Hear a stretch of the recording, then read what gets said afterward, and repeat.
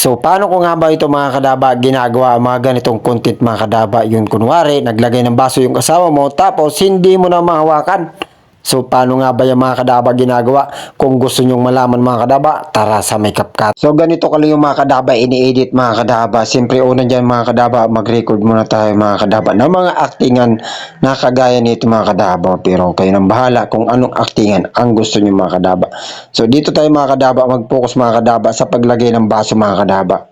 Ayan o, kung saan naglagay ng baso yung kasama ko mga kadaba.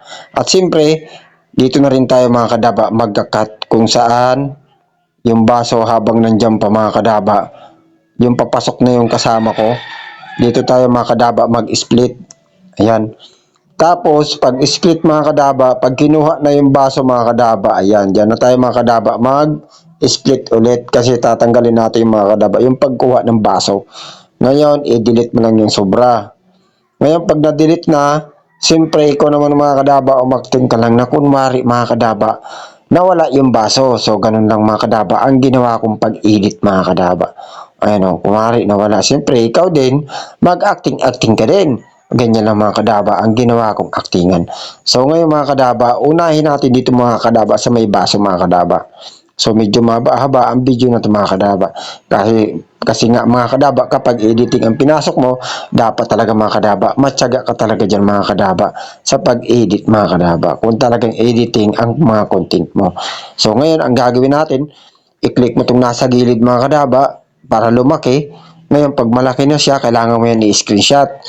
Ngayon, pag na-screenshot na siya mga kadaba, ang gagawin natin dyan mga kadaba, i-resize mo itong photo na itong mga kadaba na i-screenshot mo. Kunin lang natin dito mga kadaba yung baso. Ayan o, yung baso lang yung kukunin natin dyan mga kadaba. Baso lang mga kadaba ha. So, medyo mahirap talaga itong mga kadaba. Patsagaan na lang itong mga kadaba. Ganun talaga ang buhay mga kadaba bilang content creator. Patsagaan lang talaga mga kadaba. Ngayon, i-save mo na. Siyempre, pag na-save ng mga kadaba, back na tayo. And then, pagka-back natin dyan mga kadaba, ang gagawin natin dyan mga kadaba, back muna tayo mga kadaba. Then, pagkatapos, i-click mo tong photo editor mga kadaba, yung nasa gilid. Tapos, ang gagawin natin dyan mga kadaba, yung photo kanina mga kadaba na in-screenshot natin, i-add mo lang yan. Tapos, edit. Ngayon, i-touch mo lang yung photo para magkaroon ng cutout.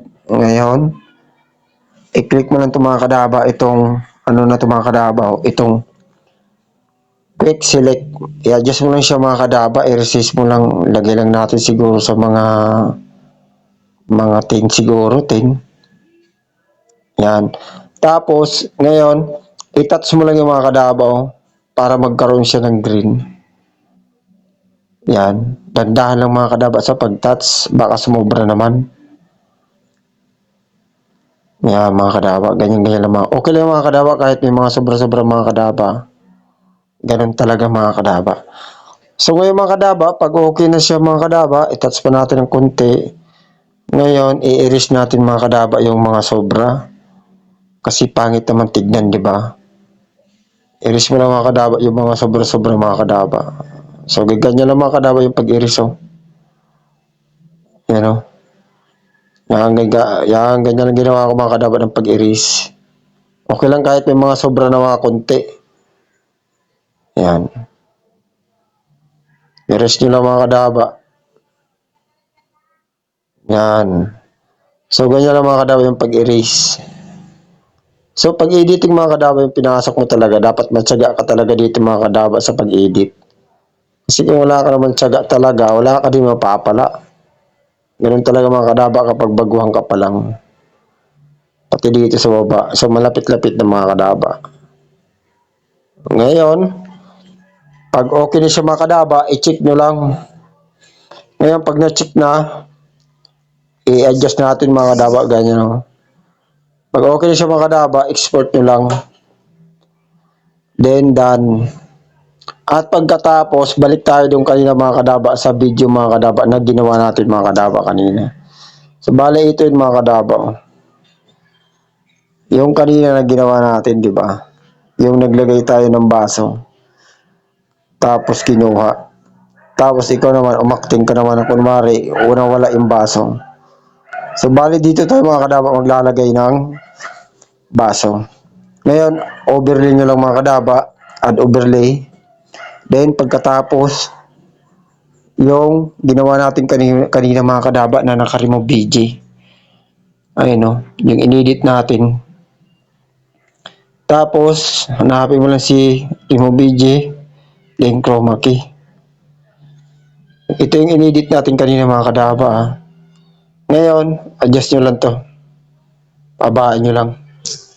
Isakto lang natin dito mga kadaba. Yan, ganyan.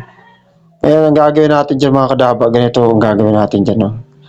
Focus kayo mga kadaba sa may baso mga kadaba. Ngayon, papaliitin natin siya mga kadaba. Tapos, itatapat natin siya dito sa may baso na ito mga kadaba. Oh. Ayan. Kung sa tingin nyo mga kadaba, medyo malaki pa. O na, sobrang saliit. Adjust nyo lang. Kaya nga diba sabi ko sa inyo mga kadaba, dapat matyaga ka sa paggawa ng mga content ng mga ganito mga kadaba. Kasi medyo matagal talaga itong mga kadaba. Ayan, kung sa tingin nyo okay na siya, ilapat nyo lang dyan mga kadaba. Oh. Ngayon pag okay na siya mga kadaba, so bali ganito yung kakalabasan yan mga kadaba. Ganito. Oh, diba? Oh. Okay, hindi pa okay. Ngayon, i-adjust pa natin, paliitin pa natin ng konti. Konti lang mga kadaba, konti lang. Yan.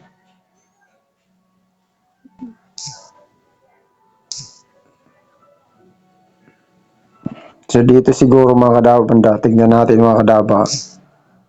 Saan ba ako naglagay ng baso? Dito. So, ngayon pag okay na siya mga kadaba, i-touch mo lang yung screen. And then, pagkatapos, siyempre mga kadaba, ganyan o. Medyo gumalaw siya. I-touch mo lang itong ano na to. I-adjust mo ulit dito mga kadaba o.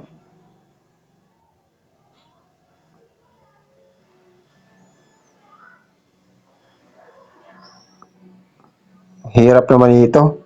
Yan, ganyan mga kadaba. Ngayon pag okay na siya, ayan o.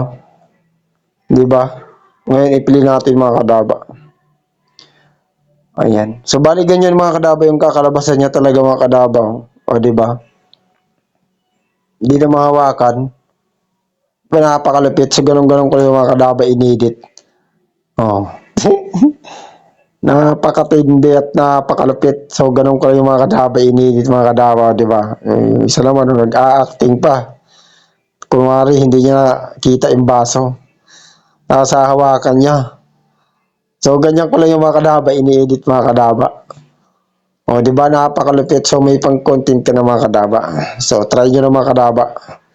So, ganun talaga mga kadaba kapag editing. Patsagaan na lang talaga mga kadaba ang laban. Ngayon, adjust na natin yung mga kadaba, yung mga size. Yung mga image quality ng mga kadaba. So, ganyan lang mga kadaba mag-edit. Tapos, export nyo na. So, hanggang dito na lang mga kadaba ang video na ito mga kadaba. Paki-follow and paki-share naman. Thank you very much. God bless you all, kadaba.